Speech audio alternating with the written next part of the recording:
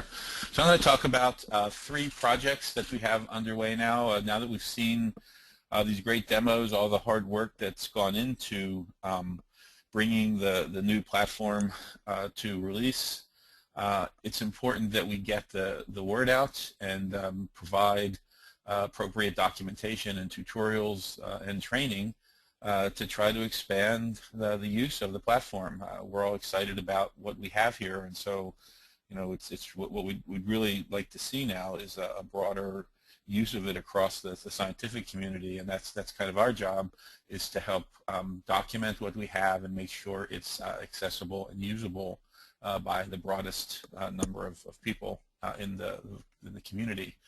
And so we've initiated projects to create and expand the documentation sets that we have, to put together tutorials on a lot of the common features, and then we are also working on a formal training program that will help bring more people into the community and use the platform.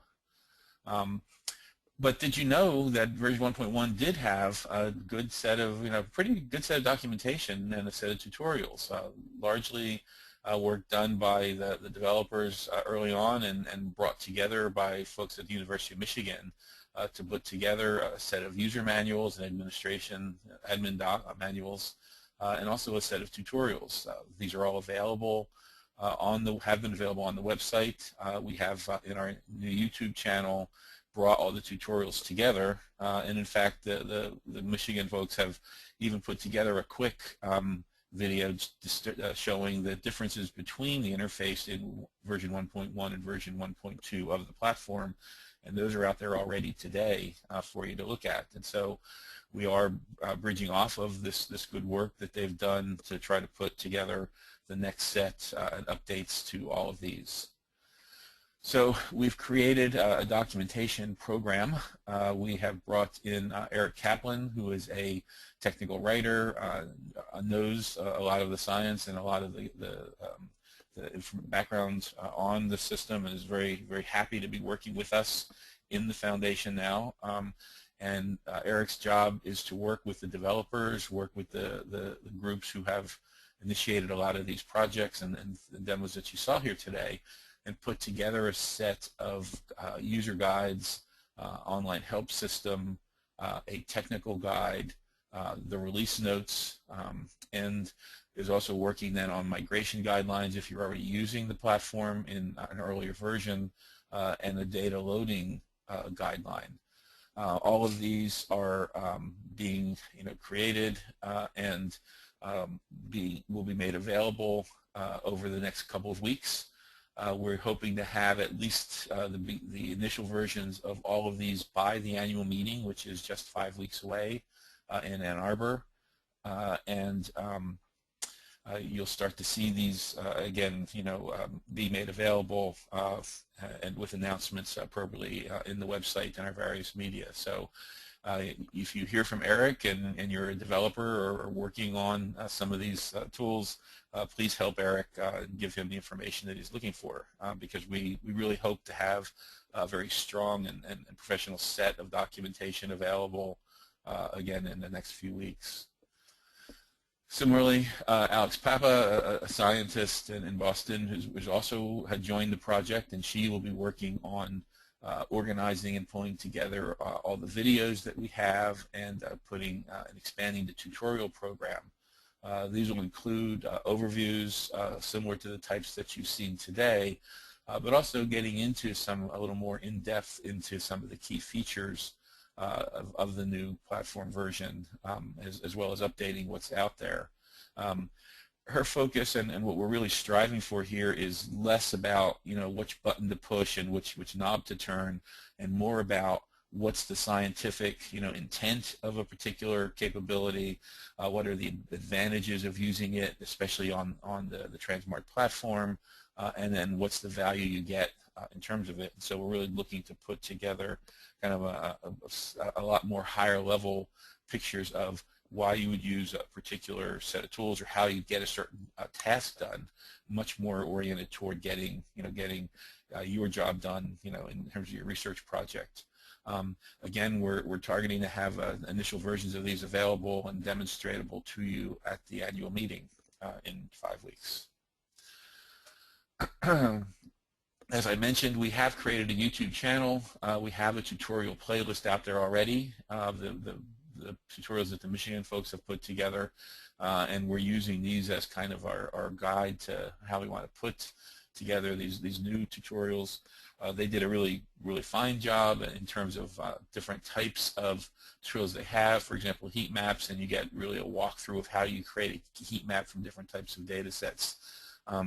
The tool that they used, we're using the same tools to build these, really gives you, ways to track the user interface. So what button you push gets highlighted really nicely, and we're able to add annotations to the tutorial as we go to explain where we're going, and even have the option for closed captioning if you want to follow along a little easier as you go through these demos. And again, as I said, if you have interest in any of these, you really should take a look. It's a really good job that was done already.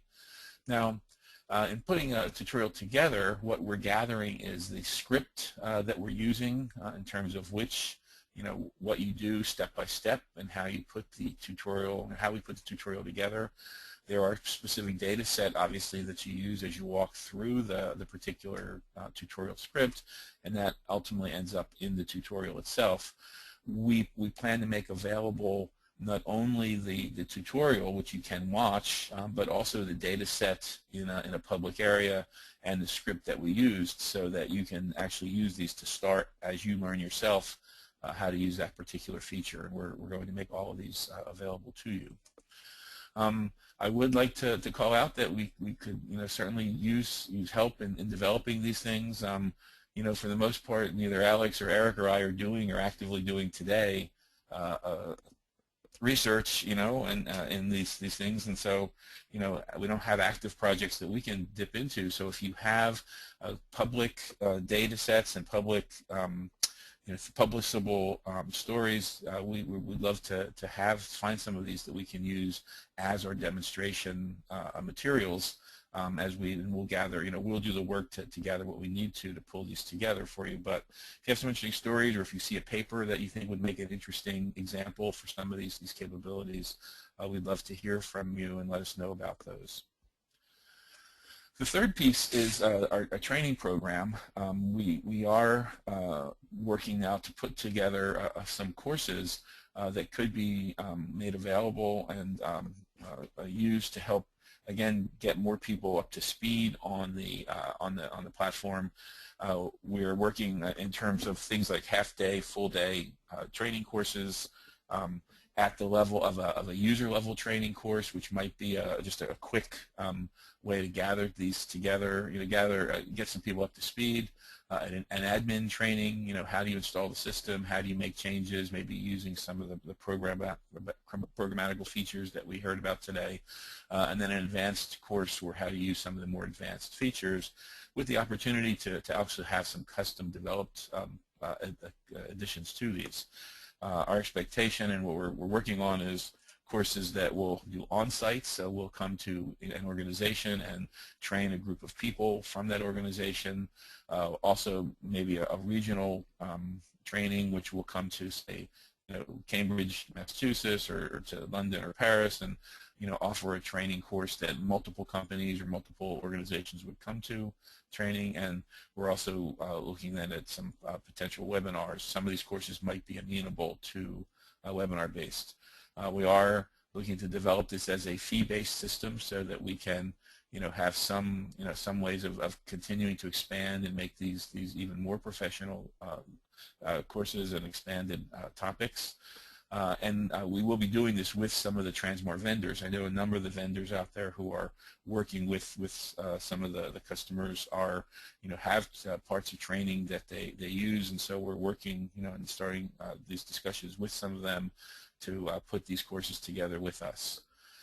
And the first course we're working on is with Rancho Biosciences, who has offered to help us to pull together a very first training course that we will have at the annual meeting, possibly before or at the end of the meeting, and we're working towards that.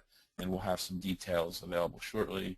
Again, if you're interested in this, we'd really appreciate it, and let us know about it.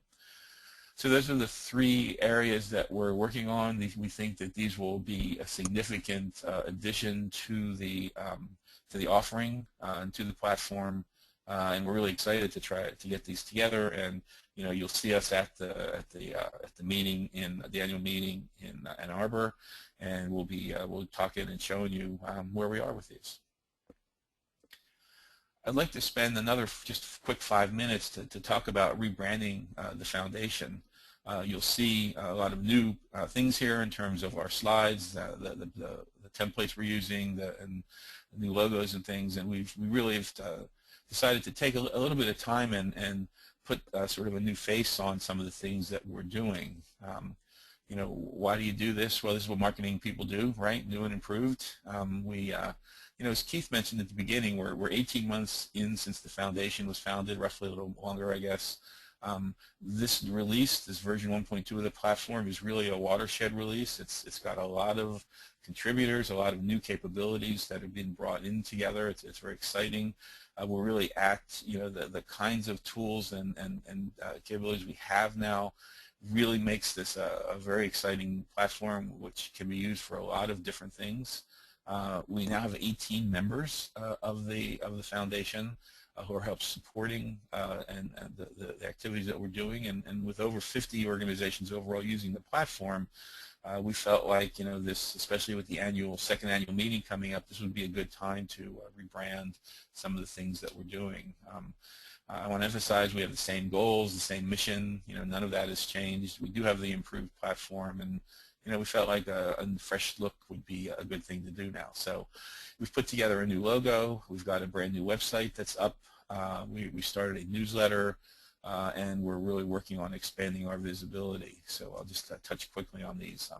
The logo for the foundation that we've decided on is the tranSMART Foundation. It's very similar to a lot of other open source and open communities in terms of its look, and it's got a very modern feel to it, and we hope that you like it as we move ahead.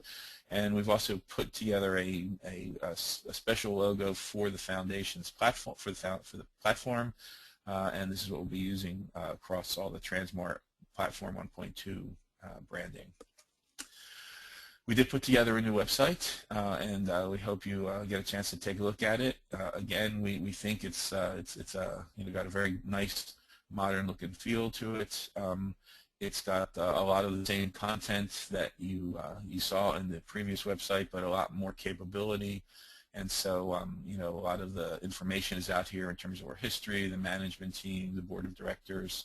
We'll be keeping this up to date in terms of news, upcoming events, but also, keeping track of the events that we have done. So a lot of the information and materials from BioIT World, for example, are going to be in here. How to get involved, memberships, who the current members are. Again, all of these will be out there, and we'll be keeping this up to date as we expand. And what's going on in the community? What are how the 3C committee is doing? What's their activities? Again, they'll all have information here. Full information on the platform, as we develop the different pieces, the manuals and tutorials, for example. What's the future plans? Again, all being tracked out here, and we're putting together, a blog space, and so these will be out there. Plus, connections to our social media sites, and so all this is here. If you have information and questions that you'd like to ask from us, you can contact us and get back to get in contact with us. So that's the new website, and please visit it, and you can let us know how you like it. And then you should have received in the last week or so a newsletter from us. We've been sending a lot of emails out. We've had a lot of questions. We're trying to get some information, some questionnaires and things, and we've been feeling like we've been sending it way too many, and so we've decided that we're going to start to just gather these into single, probably once a month, maybe twice a month if we need to, information on what's new, what's happening, what's the upcoming events, etc. And these will be gathered together here for you, and you'll just get this email blast. We're maintaining a mailing list, and hopefully you'll enjoy this and will give us some feedback and even start to contribute some stuff. And then finally, working on our visibility, right? We go to, a lot of us go, a lot of you all go to conferences. You do talk about the platform and some of your research, and we'd like to hear more from you as we try to gather up, where are we getting some visibility or presenting some of the work. And so we're trying to gather a bibliography of our publications and a list of all the trade shows and scientific conferences that we're presenting at. These lists are very incomplete at this point. We don't know all the tools, all the places we are. We're trying to keep track and do searches and all as we try to pull these together. But please, on the website, on some of the email blasts, we've got a way that you can let us know if you have an article coming out or you've published, or if you see one that you think was of interest. Just drop us a note, use this little form, and give us what you know about the article, and we'll try to track it down and get it in. Same with presentations and all, so we're trying to get all that together.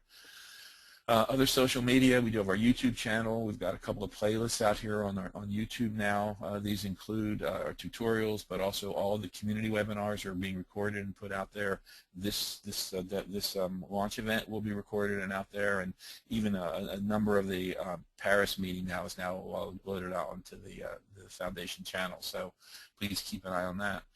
We do have our LinkedIn group. We're getting a lot more active with this and trying to keep this as an important vehicle. We see that there's 512 members as of yesterday on this LinkedIn group, and we will continue to use this as one of the outlets to keep you informed and also for members to communicate with each other. Please consider that. And we've been tweeting, so there's been a number of we tried to be pretty active at BioIT World, and as we especially attend events, we'll continue to keep this up. So, all these are the different activities that we've been putting together, and we hope these will help you and inform you what we're doing, where we're going, and please let me know if you have feedback and any comments.